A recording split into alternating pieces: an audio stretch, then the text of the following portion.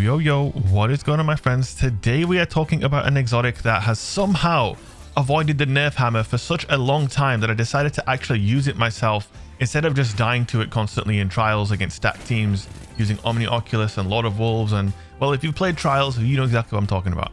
So I decided to put on the exotic myself and just get a feel for how good it actually is. And my lord, this thing is OP, my friends. And if you love hunters and you hate the word nerf, I'm sorry. I had to activate his Go XLR to make a point, man. Maybe it will activate some hypnosis and someone at Bungie will be realizing after, I don't know how long this thing has been meta now, probably close to a year, I want to say Omni's been meta. And I don't think, now any of you eagle-eyed guardians out there, has this ever been mentioned by Bungie, this exotic? Have they ever even talked about possibly nerfing it? I'm not sure that they have. If you guys are unaware of what Omnioculus does, here it is, Beyond the Veil. You gain a second smoke bomb charge and have damage resistance while invisible. When you make an ally invisible, they gain damage resistance also while invisible, and you gain melee energy. So you see how insane this is. And not only that, at the start of the season, you might have missed this patch note at the very beginning of the Solar 3.0 season. Bungie actually rebuffed invisibility. That's right. Even though we'd just come out of a season where you basically only fought either one of two things. You either fought people spamming invis, or they were spamming Titan shields with the overshield. And I would say, since there are way more hunters who play PvP than Titans, there were way more invis hunters in trials. The final weekend of trials on last season was just an absolute invis bonanza. And you can see it here, what they said. With update 4.004, we made a change to radar behavior to invisible targets. We believe that this was the right path forward, but our tuning was slightly too aggressive and removed space in the Night Stalker kit that allowed them to intelligently flank bunkered players. Now, reading that at the time really blew my mind. Like, genuinely, like, Night Stalker was so strong. Even after they made that slight change to invis, it didn't change anything. People were still running invis all the time. That change was actually good. It gave you slightly more of a chance against 3 players spamming invisibility, but they walked it back. Not only did they walk that change back, they haven't mentioned Omnioculus as being a problem at any point in time in PvP, even though if you ask any half decent player, anybody who plays trials and is half decent at the game, they will tell you how insanely broken Omnioculus is and has been for a long time. And that's why I'm doing this video, to try and get this energy out there in the world, because obviously the universe over at Bungie has not really acknowledged this exotic's existence yet, or rather its problem as a, you know, overpowered exotic. I was playing Rumble with it, and you can see in this gameplay here, like, I'm using a glaive with the Omnioculus, and man, this is so strong, guys. It's so strong because not only are you off the radar, which is obviously a huge advantage, and not only are you hard to see, but you're also taking less damage whilst you're invisible, and you can change the invis almost constantly. If I don't have a dodge available, my smoke grenade's available. Like, I have one way to go invis almost the entire time. I was using 100 mobility and I believe 8 strength in this build, and you'll see, like, obviously some of these players are kind of clueless, but it's like, even if you know I'm there, I'm still taking less damage from you whilst I'm invis. So that first shot that you're going to land on me, it's not going to do that much damage to me. And if I go invis, I'm going to start taking less damage again. It's just so overpowered.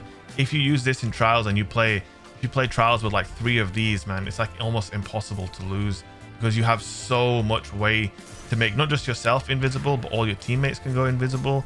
You get melee energy back for making them invisible. So that means I'd be getting my smoke back even faster than I'm getting it now in Rumble, where obviously that function of the exotic, I'm not even taking advantage of that because I'm playing a solo mode right now completely on my own.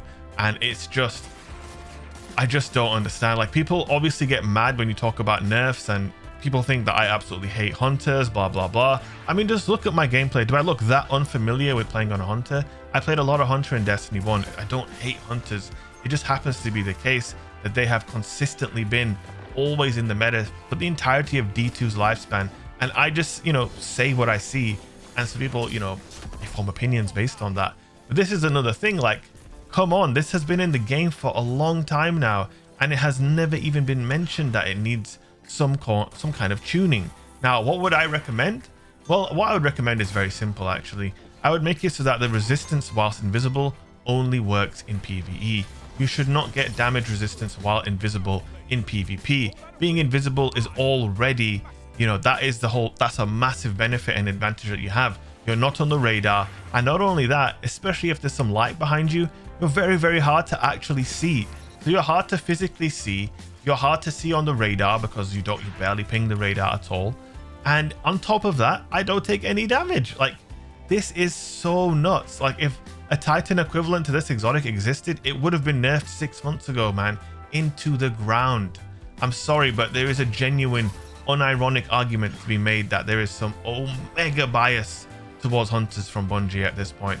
And I know the casual players who all main hunter, who don't play this game as much as me and don't understand the game to the same level that I do, will all get mad at me saying this and be like, oh, Titan melee is so overpowered. That one game of control I play a week, I got shoulder charge, so that's overpowered.